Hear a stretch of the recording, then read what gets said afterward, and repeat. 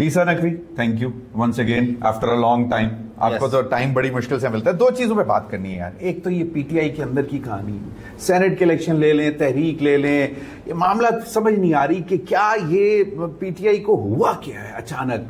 मतलब एक इतना धीमा शख्स, प्यार से गुफ्तगू करने वाला, वो भी गुस्से में बोल रहा है। आप समझ रहे होंगे मैं किसकी बात कर रहा हूँ। उस पर भी बात करेंगे, पीटीआई की अंदरूनी हालात और आइंदा क्या लाहे अमल क्या होगा, सेनेट के इलेक्शंस के लिए वो क्या करेंगे। और दूसरा, हुकूमत को जरा भी कोई ख्याल नहीं, शर्म नहीं आ रही कि लोग महंगाई के नीचे पहले ही बहुत बुरी तरह दबे हुए थे। अब फिर बहाना क्या जी, आईएमएफ। आपको मालूम है आईएमएफ की ऐसी कंडीशन तो नहीं है कि जी पेट्रोल की कीमतें इतनी बढ़ानी है। उन्होंने तो एक सेट टारगेट देना है आपको रेवेन्यू का, बस रेवेन्यू पूरा करना है। अब आप पहले तो मुझे ये बताएं ना जरा, पीटीआई में चल क्या रहा है, अंदर की कहानी है क्या। सुना है आपके पास जो कल कमेटी की मीटिंग हुई है उसकी इनसाइड है। कल कमेटी की मीटिंग हुई है, उससे पहले हुई है, जो उससे पहले हुई है, जो जुमे वाले दिन हुई है।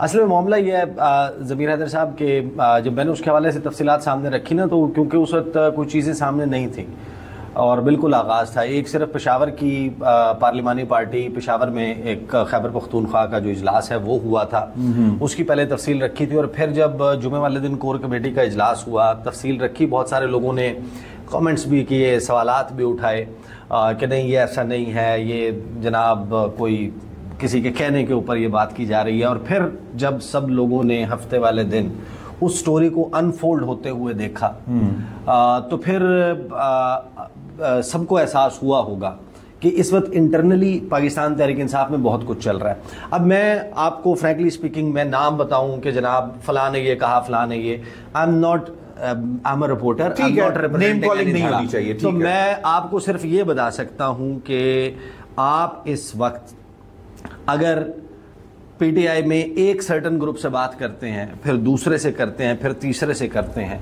तीनों के पास अपने सच्चा होने, अपने इमरान खान के साथ लॉयल होने, पार्टी के बेहतरी के लिए काम करने के हवाले से और दूसरे के गद्दार होने के हवाले से भरपूर दलाइल मौजूद है।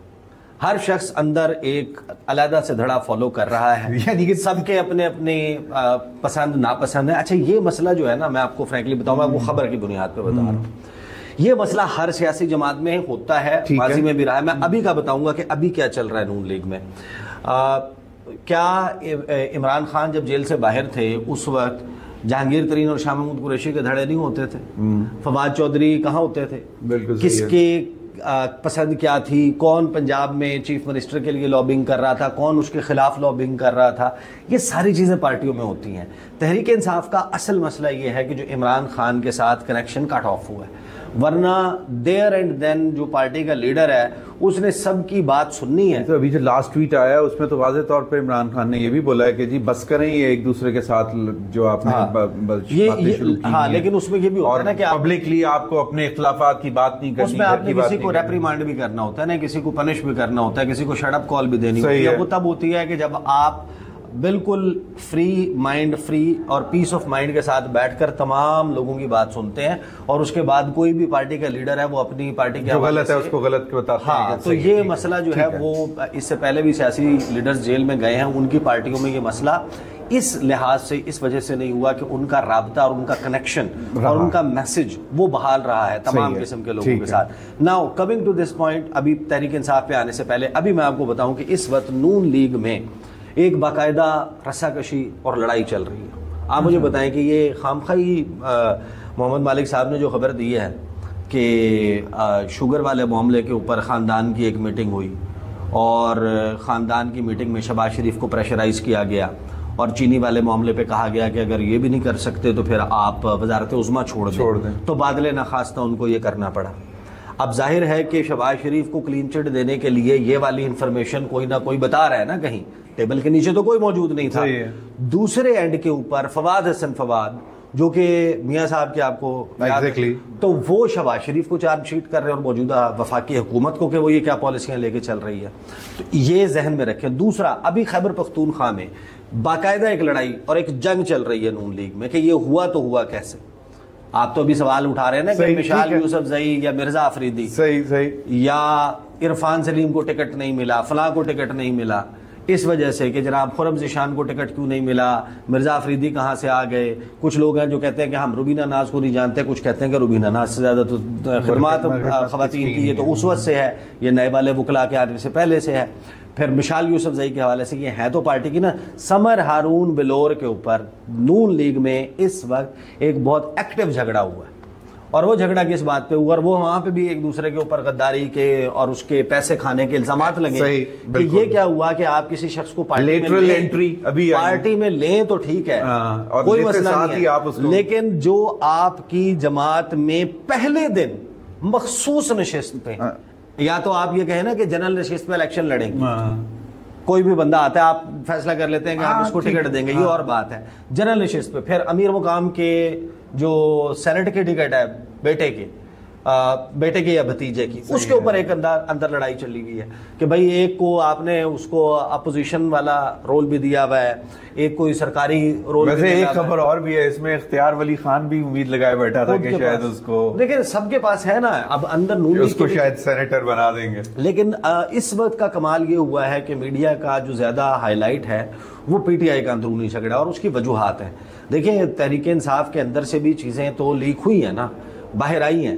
اب وہ سارے معاملے میں آپ جو سائڈز آف سٹوری سنتے ہیں, ابھی فار ایگزامپل میں آپ کو بتا دیتا ہوں, یہ ابھی جو ملاقات ہوئی ہے سب کو معلوم ہے کتنی بڑی کنٹروورسی تھی مرزا آفریدی کے گھر جانا, اور مرزا آفریدی کو سینٹ کا ٹکٹ دیا جائے یا نہ دیا جائے, اور وہاں پہ باقاعدہ قوالی اور ایک جشن. اب اڈیالہ جیل میں عمران خان سے بیرسٹر سیف کی ملاقات ہوتی ہے, اطلاع یہ ہے کہ اس میں دوسرا شخص بھی موجود تھا جن کا نام ہے ظہیر عباس. اب وہ وہاں پہ موجود تھے. بیرسٹر سیف کا یہ کلیم ہے کہ عمران خان نے مجھے نام لکھوائے ہیں. علیمہ خان صاحبہ نے باہر آ کے کہا ہے کہ پارٹی لیڈرز مشاورت کریں.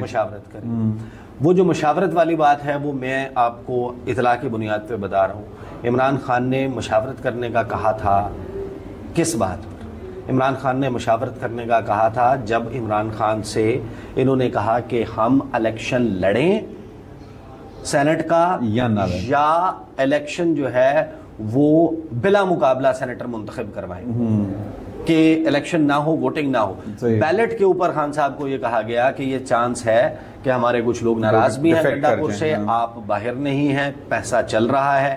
3 لوگوں کا نام لے کے خان صاحب کو یہ الفاظ کہے گئے کہ وہ بوریاں لے کر بیٹھے ہوئے, اور بوریاں پیسوں کی بھر کے لے کر بیٹھے ہوئے ہیں ہمارے, کیونکہ یہ سیکرٹ بیلٹ ہوتا ہے, شو آف ہینڈ نہیں ہے, ہمیں پتہ بھی نہیں چلے گا. ہمارے اگر کوئی ایک سیٹ لوز ہو جاتی ہے تو ہمارے لیے بڑی امبیرسمنٹ ہے. ظاہری بات ہے. خان صاحب نے پوچھا تو ابھی ہم کتنے سیٹ, اگر ہم اس طریقے سے کریں تو ہم کتنے نکال لیں گے؟ انہوں نے کہا خان صاحب اگر ہم بغیر مقابلے کے کرتے ہیں تو 6 ہمیں مل جائیں گی یا 7 مل جائیں گی, ان کو 5 مل جائیں گی یا 4 مل جائیں گی, یہ پاسبلٹی ہے.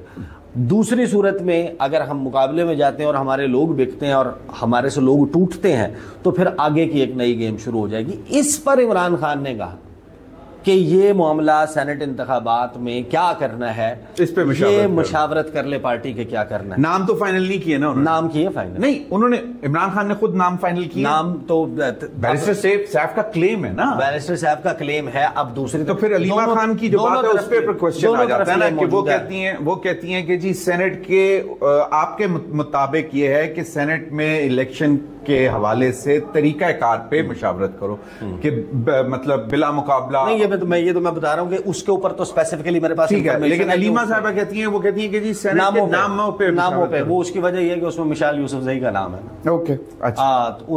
اب مشال یوسف زئی کے حوالے سے ان کی پارٹی میں اوپنلی پتا ہے کہ علیمہ خان صاحبہ کے حوالے سے انہوں نے خبریں کوئی چلوائی ہیں, کچھ لوگوں سے رابطے کیے ہیں, ان کے بیٹے کے باہر ہونے کے حوالے سے بات کی ہے, انہوں نے مختلف گروپس میں ان کے خلاف بات کی ہے.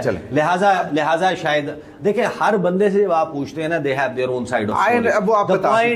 The point is کہ اس وقت جو میسج چلا ہے نا, جو تحریک انصاف میں اس ملاقات کے بعد میسج چلا ہے, وہ میسج یہ ہے کہ عمران خان صاحب نے فلاں فلاں فلاں ناموں کی منظوری دے دی جو آپ کے سامنے ہیں, جس میں مراد سعید, فیصل جاوید, مرزا آفریدی, اعظم سواتی ہے, نور الحق قادری ہے, روبینہ ناز ہے, اور وہ مشال یوسف. ایک نام اور بھی میرے سامنے آیا, وہ نشتر صاحبہ, کیا ہے ثانیہ نشتر صاحبہ کی نشست پر ہی جو ہے وہ مشال یوسف کہا گیا کہ مطلب کہ انہوں نے کیونکہ چھوڑ دی تھی نشست، وہ غالباً کسی انٹرنیشنل ادارے کے ساتھ چلی گئی، تو اس وجہ سے تو پارٹی کے اندر جو ہے وہ اس قسم کے مسائل ان کے تو بہت چل رہے ہیں.